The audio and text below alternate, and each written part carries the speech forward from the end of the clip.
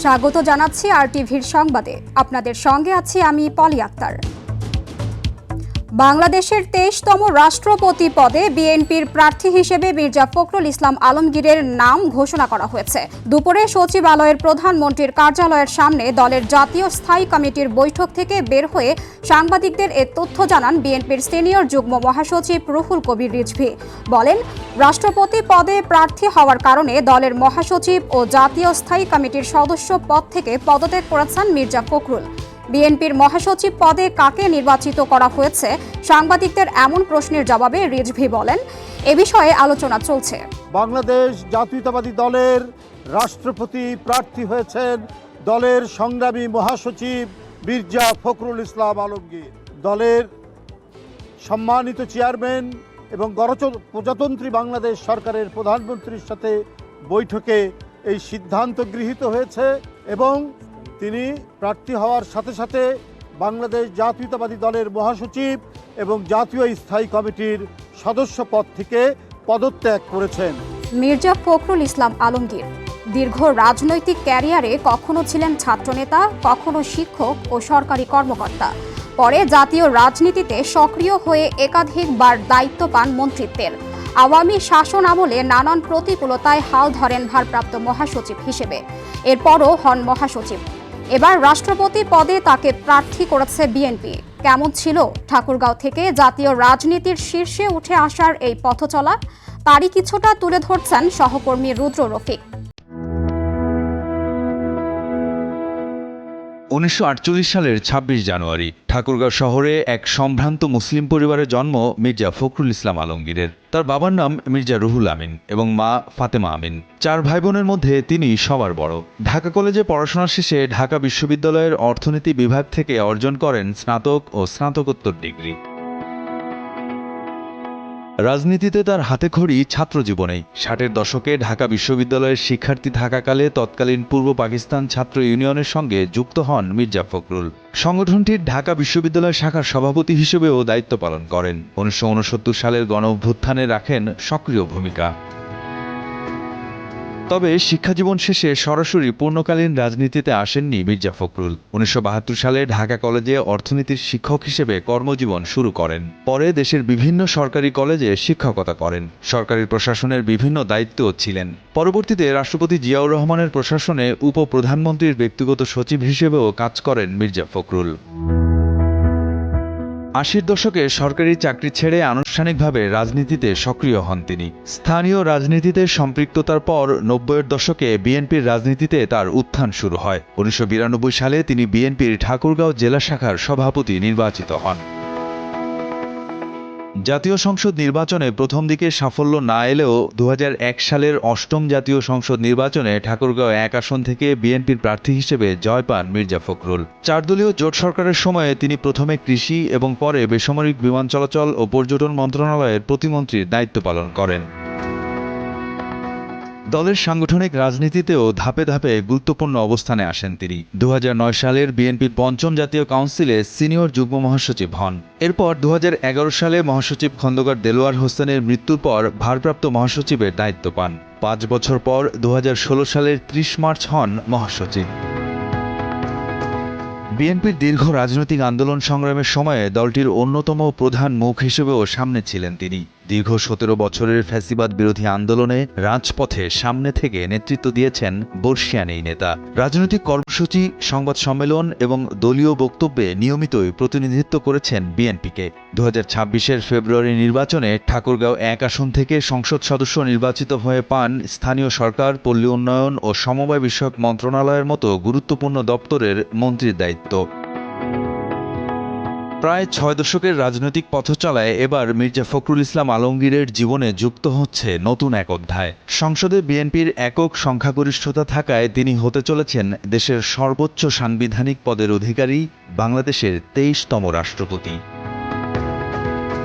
রুদ্র Rafiq, RTV, Dhaka. ভারতীয় সীমান্তরক্ষী বাহিনী বিএসএফ এর অবৈধ অনুপ্রবেশের চেষ্টায় কুষ্টিয়ার দৌলতপুর সীমান্তে স্থানীয়দের দিন কাটছে চরম আতঙ্কে।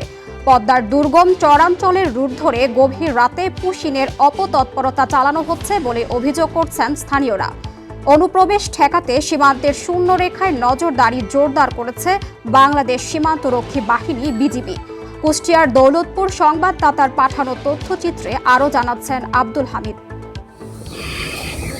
কুষ্টিয়ার দৌলতপুর উপজেলার প্রাকপুর, চিলমারি ও রামকৃষ্ণপুর সীমান্ত এলাকায় পদ্মার বিস্তীর্ণ দুর্গম চরাঞ্চলের সুযোগে প্রায় গভীর রাতে এপারে মানুষ ঠেলে দেওয়ার অপচেষ্টা চালায় ভারতীয় বিএসএফ এর সদস্যরা। ওপার থেকে বাংলাভাষীদের জোর করে বাংলাদেশের সীমানায় ঠেলে দেওয়ার এমন অপতৎপরতায় অতিষ্ঠ সীমান্ত এলাকার সাধারণ মানুষ। প্রাকপুর ও জয়পুর সীমান্ত দিয়ে গত জুন জুলাইয়ে একাধিকবার সন্দেহভাজন ব্যক্তিদের বাংলাদেশে ঠেলে দেওয়ার চেষ্টা চালিয়ে ব্যর্থ হয় বিএসএফ। এমন কর্মকাণ্ডে চরম ক্ষুব্ধ স্থানীয়রা। নিরাপত্তা শঙ্কায় বিজিবির সঙ্গে রাতভর সীমান্ত পাহারা দিতে হচ্ছে এলাকাবাসীকে। ভারত থেকে অবৈধভাবে পুশিং করা হচ্ছে, জনগণ পাচার করা হচ্ছে। এটা বাংলাদেশের একজন সচেতন নাগরিক হিসাবে তা আমরা প্রত্যাশা করি না। বিজিবি ক্যাম্পে খবর দিলাম, বিজিবি আবার এখানে চলে গেল, তারপরে এই পুশিংটা বন্ধ হয়ে গেল। এমন একটা এলাকার কারণে মানুষ হাজারে হাজারে মানুষ ভাগিছে এখানে, ও বহু দূরের দূরের মানুষ এখানে নিয়ে আমাদের রাত আর দিন তোলপাড়। শক্ত হাতে প্রতিহত করছে এবং প্রায় সবগুলোই প্রতিহত করতে সক্ষম হয়েছেন। এদিকে বিজিবি বলছে সার্বভৌমত্ব রক্ষা এবং যে কোনো ধরনের অবৈধ অনুপ্রবেশ ঠেকাতেই সর্বোচ্চ সতর্ক অবস্থানে রয়েছেন তারা। স্থানীয় জনগণের সহায়তায় এবং আমাদের বিজিবির তৎপরতায় 11টা পুশিনির অপচেষ্টায় আমরা রুখে দিতে সক্ষম হই। পুশিন আমরা কোনোভাবেই এটা আমরা অ্যাকসেপ্ট করব না। সীমান্তে নিরাপত্তা নিশ্চিতে বিএসএফ এর অবৈধ পুশিনের স্থায়ী সমাধান চান দৌলতপুরবাসী। আব্দুল হামিদ, RTV। গাজীপুরের কালিয়াকৈরে 33টি সরকারি প্রাথমিক বিদ্যালয়ে নেই প্রধান শিক্ষক। ভারপ্রাপ্ত প্রধান শিক্ষক দিয়েই চলছে শিক্ষা কার্যক্রম। এতে ব্যাহত হচ্ছে প্রশাসনিক কাজ সহ স্বাভাবিক পাঠদান। অন্যদিকে পঞ্চগড়ের তেঁতুলিয়ায় সরকারি প্রাথমিক বিদ্যালয়গুলোতেও তীব্র শিক্ষক সংকটের কারণে ব্যাহত হচ্ছে শিক্ষা কার্যক্রম। দীর্ঘদিন ধরে প্রধান শিক্ষক সহ গুরুত্বপূর্ণ পদগুলো শূন্য থাকায় অতিরিক্ত চাপ সামলাতে হিমশিম খাচ্ছেন শিক্ষকরা। প্রতিনিধিদের পাঠানো তথ্যচিত্রে আরও জানাচ্ছেন আবরার মাহি। গাজীপুরের কালিয়াকৈরে সরকারি প্রাথমিক বিদ্যালয়গুলোতে দীর্ঘদিন ধরে প্রধান শিক্ষক সংকট বিরাজ করছে। উপজেলার 122টি বিদ্যালয়ের মধ্যে 33টিতেই নেই প্রধান শিক্ষক। ভারপ্রাপ্ত প্রধান শিক্ষকের মাধ্যমে চলছে বিদ্যালয়। এতে একদিকে যেমন প্রশাসনিক কার্যক্রম পরিচালনায় নানা জটিলতা তৈরি হচ্ছে, অন্যদিকে শিক্ষার মান নিয়েও নানা প্রশ্ন রয়েছে। অফিসিয়াল বিভিন্ন কাজকর্মে বিভিন্ন মিটিংয়ে গেলে স্কুলে পড়াশোনার কিছুটা ব্যাহত হয়, ব্যাঘাত ঘটে। বিভিন্ন শ্রেণী রয়েছে, অনেক সময় গ্যাপ সৃষ্টি হয়। প্রধান শিক্ষক থাকলে হয়তো আমাদের এই গ্যাপটা পূরণ হয়ে যেত। শ্রেণীকক্ষে পাঠদানের ক্ষেত্রে একটা বিশেষ ব্যাঘাত ঘটে। টিচার যেন দ্রুত আমরা টিচার পেয়ে যাই, সেই ক্ষেত্রে যেন আমাদেরকে সহযোগিতা করা হয়। দ্রুত প্রধান শিক্ষকের শূন্যপদ পূরণ করার আশ্বাস এই কর্মকর্তার। আমরা আশা করি যে প্রাথমিক বিদ্যালয় পর্যায়ে যে প্রধান শিক্ষকের যে শূন্য পদগুলো আছে সেটি অচিরেই পূরণ করা সম্ভব হবে এবং যে সমস্যাগুলো হচ্ছে প্রশাসনিক এবং ব্যবস্থাপনার দিক থেকে যে সমস্যাগুলো হচ্ছে সেটিও আশা করছি অচিরেই এটি আমরা ওভারকাম করতে সক্ষম হব। এদিকে পঞ্চগড়ের তেঁতুলিয়ায় 74টি সরকারি প্রাথমিক বিদ্যালয়ের মধ্যে প্রধান শিক্ষক রয়েছেন মাত্র 25 জন। বাকি 49টি বিদ্যালয়ের প্রধান শিক্ষকের পদ দীর্ঘদিন ধরে শূন্য রয়েছে। ফলে সহকারী শিক্ষকদেরই সামলাতে হচ্ছে প্রধান শিক্ষকের দায়িত্ব। একজন একটি মানে সবসময় সরকারি শিক্ষকের উপর চাপ পড়ে যায় ক্লাস শ্রেণী পাঠদানের জন্য। ছাত্রছাত্রীর তথ্য হালনাগাদ বিভিন্ন কাজ এগুলো আমাদেরই করতে হয়। প্রধান শিক্ষক নাই, আমি যেভাবে আমার ক্লাসটা নিচ্ছি কিন্তু ওই ক্লাসটা সেভাবে নিতে পারতেছি না। তেঁতুলিয়া উপজেলার প্রাথমিক বিদ্যালয়গুলোতে শিক্ষক সংকট দীর্ঘদিনের সমস্যা হয়ে দাঁড়িয়েছে। দ্রুত পদগুলো পূরণ না হলে শিক্ষার মান আরও অবনতির আশঙ্কা করছেন সংশ্লিষ্টরা। আবরার মাহি, RTV। মাগুরায় বিদ্যুতের লোডশেডিং চরম আকার ধারণ করেছে। ঘন্টার পর ঘন্টা বিদ্যুৎ না থাকায় ভোগান্তিতে পড়েছেন জেলার কয়েক লাখ মানুষ। ব্যাহত হচ্ছে ব্যবসা বাণিজ্য, শিক্ষা কার্যক্রম সহ বিদ্যুৎ নির্ভর নানা কর্মকাণ্ড। কর্তৃপক্ষ বলছে চাহিদার তুলনায় অর্ধেকেরও কম বিদ্যুৎ পাওয়ায় তৈরি হয়েছে এই সংকট। মাগুরা প্রতিনিধি মোহাম্মদ ইমরান হোসেনের রিপোর্ট জানাচ্ছেন আবরার মাহি। মাগুরা ওজো পাটিকোর আওতায় প্রায় 43,000 গ্রাহকের বিদ্যুতের চাহিদা রয়েছে 18 মেগাওয়াট। বিপরীতে সরবরাহ পাওয়া যাচ্ছে মাত্র 9 মেগাওয়াট। ফলে চাহিদার তুলনায় অর্ধেক বিদ্যুৎ দিয়েই চালাতে হচ্ছে পুরো বিতরণ ব্যবস্থা। বিদ্যুতের ঘন ঘন আসা যাওয়ায় বিপাকে পড়েছেন ব্যবসায়ীরা। একই সঙ্গে ব্যাহত হচ্ছে শিক্ষার্থীদের পড়াশোনা সহ দৈনন্দিন নানা কার্যক্রম। আমি আসছিলাম বিদ্যুৎ অফিসে মিটার রিচার্জ করার জন্য, এসে দেখি বিদ্যুৎ অফিসে বিদ্যুৎ নেই। মূলত গ্রাহকরা যেখান থেকে সেবা পাবে সেখানে এইরকম দুর্ভোগান্তিতে আছে। ভয়াবহ লোডশেডিং, 1 ঘন্টা বিদ্যুৎ থাকে তো 2 ঘন্টা থাকে না। দিনের বেলায় তো দেখা গেল 90% সময় বিদ্যুৎ সংযোগ বিচ্ছিন্ন আমরা থাকতেছি। বিদ্যুৎ না হলে কোনো সার্ভিসিং কাজ করা সম্ভব হয় না। আর সেই বিদ্যুৎই বর্তমান এত পরিমাণ ডিস্টার্ব করতেছে যে আমরা কোনো কাজই করতে পারতেছি না। আজকে সারাদিনে মোটামুটি অল্প কিছুক্ষণের জন্য বিদ্যুৎ পাইছি। বিদ্যুতের যে মূল্য বাড়াইছে, মূল্য বাড়ালে তো আমরা বিদ্যুৎটা পাবো, সেটাও আমরা পাচ্ছি না। এ বিষয়ে মাগুরা ওজো পাটিকোর নির্বাহী প্রকৌশলী পলাশ কুমার ঘোষের সঙ্গে যোগাযোগ করা হলেও তিনি ক্যামেরার সামনে কথা বলতে রাজি হননি।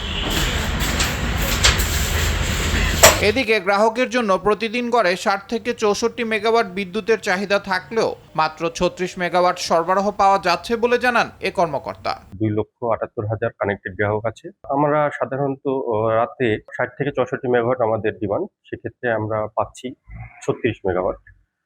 গড়ে 40 থেকে 42% আমাদের লোডশেড করতে হচ্ছে। বিদ্যুতের এই সংকট কবে নাগাদ কাটবে, এখন সেটি জেলার মানুষের প্রধান প্রশ্ন। Abrar Mahi, RTV। 2 match test সিরিজের প্রথম দিন শেষে অস্ট্রেলিয়া থেকে 102 রানে পিছিয়ে বাংলাদেশ। অস্ট্রেলিয়ার করা 198 রানের জবাবে ব্যাট করতে নেমে টাইগারদের সংগ্রহ 1 উইকেটে 96 রান। ডারউইনে টস জিতে ব্যাট করতে নেমে 2 ওপেনার জ্যাক ওয়েদার্ড ও ট্রাভিস হেডকে হারিয়ে চাপে পড়ে অস্ট্রেলিয়া। 17তম ওভারে স্মিথের ক্যাচ তালুবন্দি করতে পারেননি তানজিদ তামিম। তারপরে লাবুশেনকে ফেরান ইবাদত হোসেন। 22তম ওভারের শেষ বলে তাসকিন ক্যামেরন গ্রিনকে ফেরালে 74 রানে 4 উইকেট নিয়ে লাঞ্চের বিরতিতে বাংলাদেশ। এরপর দলের হাল ধরেন স্মিথ ও ক্যারি জুটি। 19 রানে ক্যারি সাজঘরে ফিরলে স্মিথের রানে 71 রানে ভর করে সবকটি উইকেট হারিয়ে 198 রানের পুঁজি পায় অস্ট্রেলিয়া। টাইগারদের হয়ে রেকর্ড সর্বোচ্চ 6 উইকেট নেয় হাসান মাহমুদ। RTV সংবাদ এ পর্যন্তই। ধন্যবাদ সবাইকে।